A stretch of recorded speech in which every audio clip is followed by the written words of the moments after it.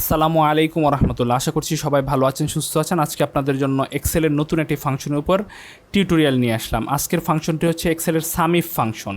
এই ফাংশনটি কীভাবে কাজ করে এই সম্পর্কে আমরা বিস্তারিত জানব। তো সাম ইফ এই কথা থেকে আসলে এই ফাংশনের ব্যবহারটা আপনারা বুঝতে পারছেন। তো দেখেন এখানে কি লেখা, আমরা একটু লিখি, সাম ইফটা ভেঙে দেখি আসলে কীভাবে কাজ করে। তো আমরা একটু ফরম্যাটিং করে নেই।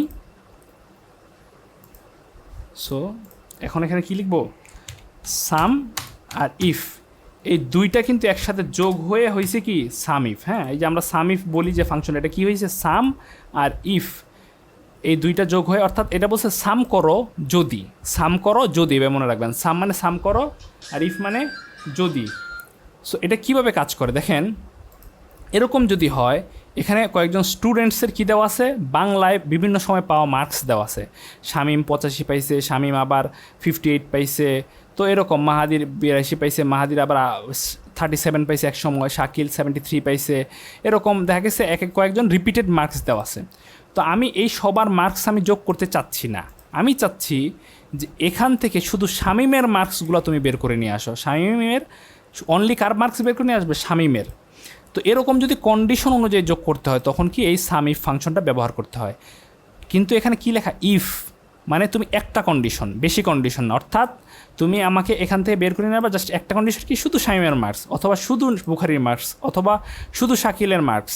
সো এগুলো বের করে নিয়ে আসবা। যখন আমার অনলি একটা কন্ডিশন থাকবে তখনই কেবল আমি শুধু এই সামিফ ফাংশনটা ইউজ করতে পারবো, নতুবা আমি কিন্তু সামিফ ফাংশনটা ইউজ করতে পারবো না।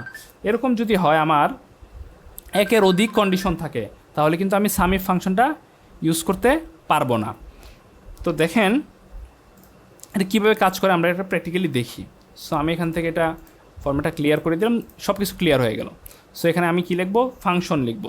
আমরা জানি সামিফ ফাংশন কীভাবে লিখতে হয়, ইকুয়াল সাইন দিতে হয়, তারপর SUMIF লেখার সাথে চলে আসছে। এখানে আমরা ডাবল ক্লিক করতে পারি অথবা কিবোর্ডের ট্যাব বাটন প্রেস করতে পারি। তো কিবোর্ডে ট্যাব বাটন প্রেস করার পর এখানে বলছে যে রেঞ্জ দাও। রেঞ্জ মানে কি, আমি কোত্থেকে নিতে চাই। আমরা এখান থেকে প্রথম কন্ডিশন কি, যে আমরা এখান থেকে নিতে চাই। এখান থেকে কী নিতে চাই, এখান থেকে হচ্ছে আমরা শুধু শামীমের মার্কস বের করতে হবে, তাহলে হচ্ছে এখান থেকে নিলাম, এই রেঞ্জটা দিলাম, দেওয়ার পরে বলছি কি কমা।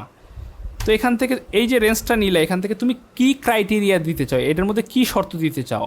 আমি বলছি যে এই যে এখান থেকে এই রেঞ্জ থেকে কী নিব, এখন অনলি শামীম নেব।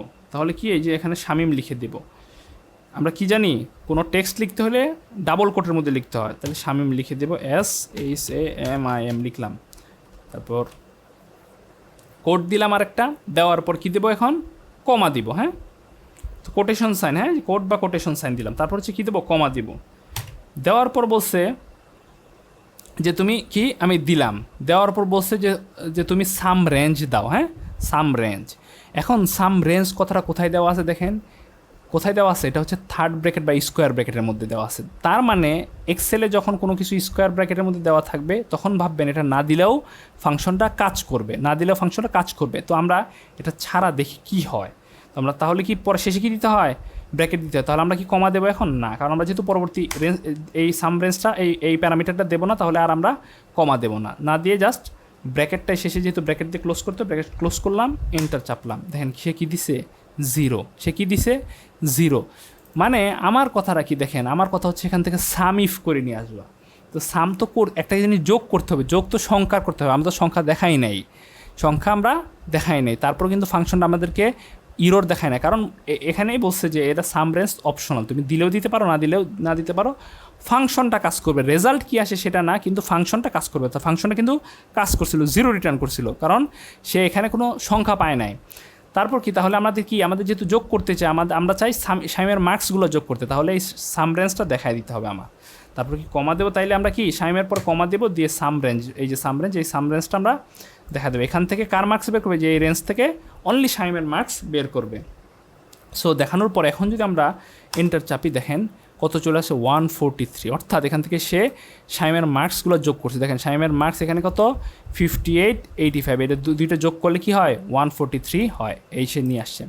সো এটা কিন্তু একটা কন্ডিশন থাকলে। হ্যাঁ, সো এরকমভাবে আরেকটা উদাহরণ দেখি, আমরা ইকুয়াল দিলাম, সামিফ লিখলাম, লেখার পর এখন কি আমাদের রেঞ্জ কোথা থেকে, এই যে এখান থেকে আমরা নিব, হ্যাঁ কন্ডিশনটা আমাদের ক্রাইটেরিয়া কোথায় অ্যাপ্লাই করবো, এখানে। এখন ক্রাইটেরিয়া কী দেবো, এখন ক্রাইটেরিয়া হচ্ছে এখান থেকে বের করে নিয়ে আসো কার নাম, এখানে বের করে নিয়ে আসো মাহাদিরের মার্কস, কার মার্কস, মাহাদির, হ্যাঁ। সো আমরা এখানে ডাবল কোড, এখন কোড দিয়ে মাহাদির লিখব, MAHADIR লিখলাম, মাহাদির লিখলাম। লিখার পর এই যে কোড দিলাম, কোটেশন সাইন দিলাম, দেওয়ার পর কমা। তো এখান থেকে সে কি মাহাদির নিয়ে আসবে, ঠিক আছে। মাহাদির নিয়ে আসতে আমাদের রেজাল্ট তো হইলো না, আমাদের দরকার মাহাদিরের মার্কসগুলো নিয়ে আসবে। তাহলে কি পরবর্তী এই যে সাম ব্রাঞ্চটা দেখা দেবো, এখান থেকে কার মার্কস বের করে নিয়ে আসবে, মাহাদিরের, আগে বলিয়ে দিছি। সো আমরা ব্র্যাকেট ক্লোজ করব, দেখেন এটা কীভাবে কাজ করবে। প্রথম সে এই কলামে যাবে, গিয়ে দেখবে যে এখানে মাহাদির আছে কিনা, হ্যাঁ মাহাদির পাইলে পরে কি করবে, পরে ও দাঁড়ায় থাকবে, পরে দেখবে, পরে কি দিছিলাম যে এইখানে সাম রেঞ্জ, পরে দেখবে হচ্ছে যে এখানে যেখানেই মাহাদির পাইছে সে সংখ্যাগুলা আলাদা করবে, করে সে যোগ করে রিটার্ন করবে। সো এখানে 37, এই যে মাহাদির পাইছে, পরে এই 37 নিবে, আবার এখানে মাহাদির পাইছে 82, এখান থেকে নিবে। সো এভাবে করে করে যেখানে মাহাদির পাবে সেখান থেকে সে 84 নেবে। এভাবে মাহাদিরের যে মার্কসগুলো যেখানেই পাবে সেখান থেকে মাহাদিরের মার্কসগুলো নিয়ে যোগ করে সে রিটার্ন করবে। দেখেন সে 203 রিটার্ন করছে, অর্থাৎ মাহাদির 203 পাইছে মোট, তার বাংলা বিভিন্ন জায়গায় মার্কসগুলো 203। সো এভাবে কিন্তু আপনার কাছে যদি একটা কন্ডিশন থাকে, আপনি একটা কন্ডিশনে যে কোনো মার্কস বের করে কোনো কিছু বের করতে চান কোনো জায়গা থেকে, তখন কিন্তু সাম ইফ মানে সাম যোগ করো, ইফ যদি একটা, যদি ইফ মানে একটা যদি, হ্যাঁ। সো এভাবে কিন্তু সামিফ ফাংশনটা কাজ করে। আশা করছি এই টিউটোরিয়ালটা আপনারা বুঝতে পেরেছেন। ইনশাআল্লাহ নতুন কোনো টিউটোরিয়ালে নতুন কোনো ফাংশন নিয়ে আলোচনা হবে। সে পর্যন্ত আল্লাহ আপনাদেরকে ভালো রাখুন, সুস্থ রাখুন। আসসালামু আলাইকুম ওয়া রাহমাতুল্লাহ।